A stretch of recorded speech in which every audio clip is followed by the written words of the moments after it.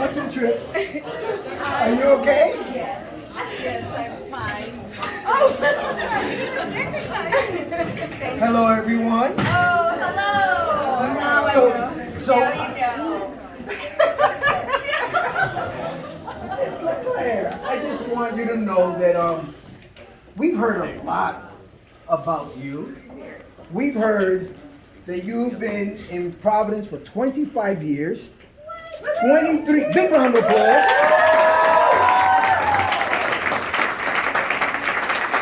We've heard that 23 of those 25 has been here in classical. Go purple.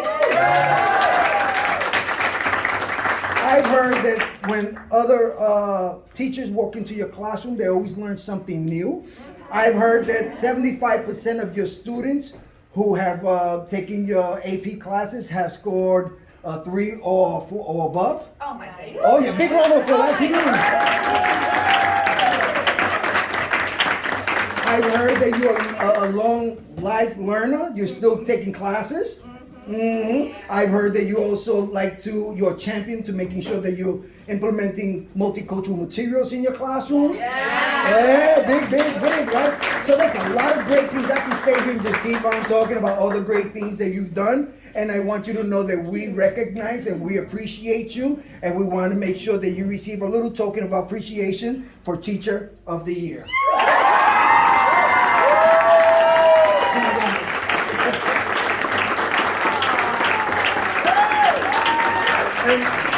And with that, I would like to take the opportunity to present our very own Commissioner Infante-Green. We are so proud of you, Francesca. This is a little token of our esteem, and we want to recognize your hard work and the students here. They know what an amazing teacher you are, and this is something that we want to make sure that the entire state is aware of your talents. Thank you so much. Congratulations. Thank you.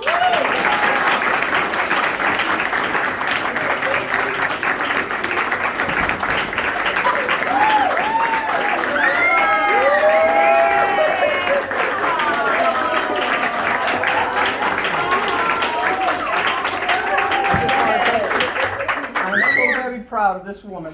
She put so much into teaching. Yes. She's just the best. I love you.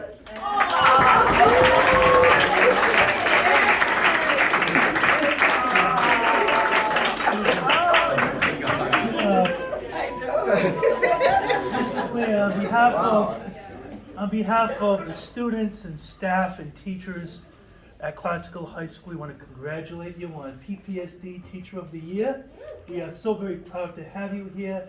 We are blessed to have you here. Thank you. Thank you so much for all you do with theater, with instruction, with AP, with everything that you do. We want to say congratulations and God bless and well deserved. Teacher of the Year.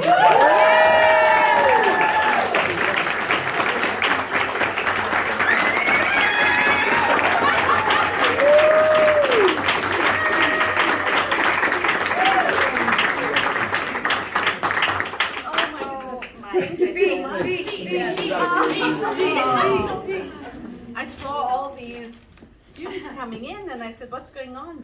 I thought there was an emergency. Okay, I'll just roll with it, but I'm not a good roller with it. Well, it is a bit overwhelming, so I'm not sure I have the right words, but I do want to say thank you so much. Yes. Thank you to our superintendent. Thank you to our commissioner. Thank you to our principal, Scott Barr, to Brian Baldassar, to Dr. Mathis, to Beth Batty. Thank you to my colleagues and my students. And thank you to the Teacher of the Year committee for thinking of me.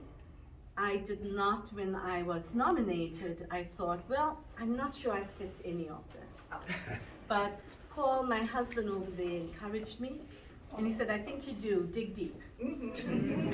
So I went ahead and I filled out some of the questions and still felt that, well, this isn't really good enough. I am in the company of many, many wonderful colleagues and teachers, and I didn't think I fitted, but I said, well, it's a good thing to do because I'm collecting information about what I do. And I did find along the way that these small things that we do are big things for each student. So I want to say thank you very much. I appreciate it. I want to say, don't play the Academy music yet. Try not to cut me off, but no, I just want to say thank you. And to my colleagues, when we talk about 75% 3 and above on the AP, my students come to me after having spent time with all the teachers that you see here. And each one of them contributes to that because I do nothing on my own. So I know when they come to me, they have the foundation, and they're all here, so I won't call them out by name, but each one of them is the best teacher for their best students in the best space. So I want to say thank you. Teacher of the Year means that I've been acknowledged, but it doesn't mean that I'm better or best. Standing near me are my colleagues and students, and a faculty where I can come in to this space every day and teach. I'm in a faculty when my principal and my assistant principals walk in, they never come in to observe me to find something wrong. And so I've been given a lot of space to teach what I like to teach. In fact, when I go to Mr. Barr and I say to him, I'm doing this play this year and it may not, make everyone happy, he has never said to me, don't do it. What he has said is, I trust you to do the right thing.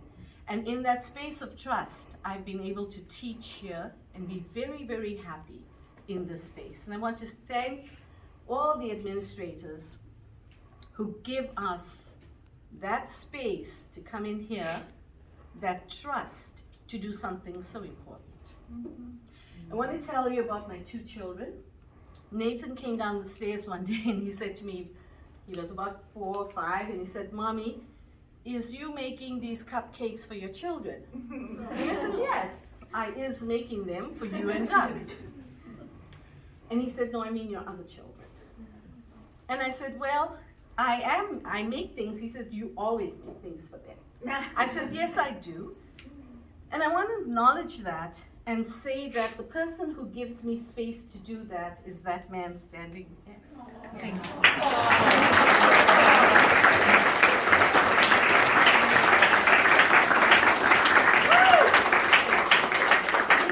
Being a first year teacher classical is not easy, it's hard. There's a lot of things to do. And I was able to go home every day and prepare lessons and grade and work on all school-related aspects. And Paul did everything for our 2 children. Yeah. He, as much as I love reading, he read all the books to them over and over again. He sat through Barney and all those other cartoons. He took them on hikes when I was working on National Board. He took them out of the house and gave me space. And I teach because I'm supported by him. Our children did well in school because there was a culture of respecting teachers. And Paul and his family have always been interested in what I do. My late mother-in-law, Estelle Leclerc, would have been very happy to see this today. She never failed to ask me how my students were doing. What a wonderful thing. And I want to say thank you to Paul, thank you so much, and thank you to my 2 children, Nathan and Doug, and they are always my children. I is making cupcakes for them. And then there's my first teachers. In South Africa, where I grew up, one of the things students did to their teachers was in the morning they would go to them and touch their feet and say thank you.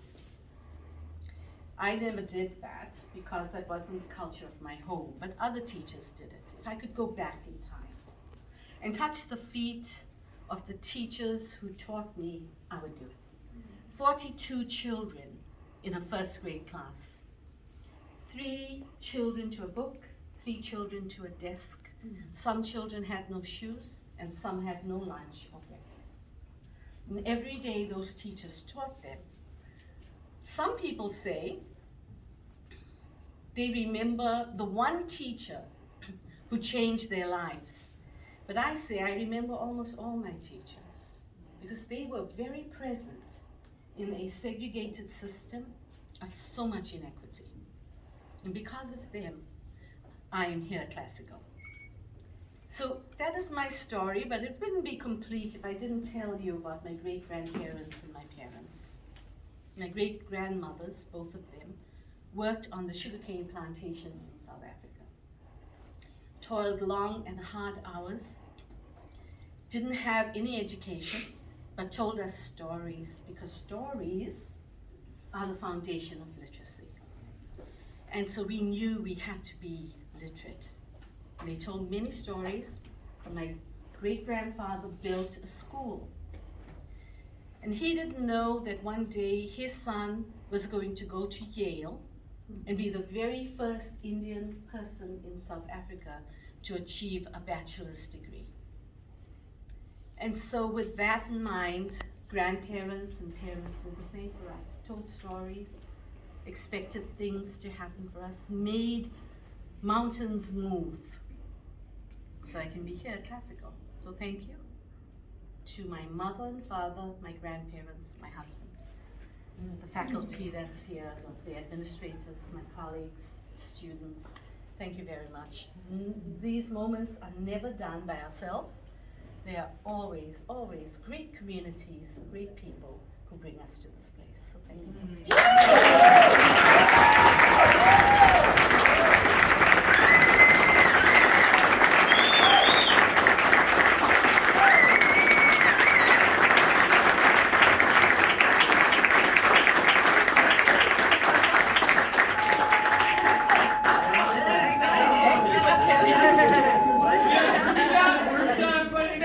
Thank you for telling me to wear something nice today.